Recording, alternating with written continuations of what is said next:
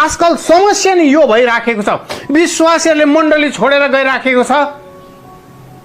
कतिजना गोठालाहरूले नि मतलब पनि छैन।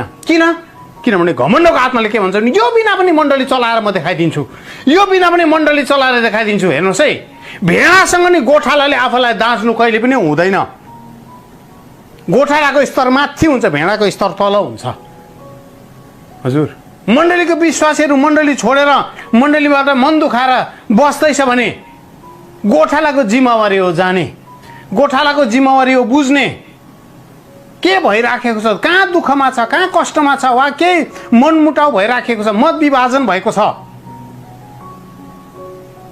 तर हामी त्यो कुरा गरिराखेका हुँदैनौँ। घमण्डको आत्माले के भन्छ, जान त जा, मण्डली फुटे पनि फुटोस्, तर म चाहिँ झुक्दिनँ।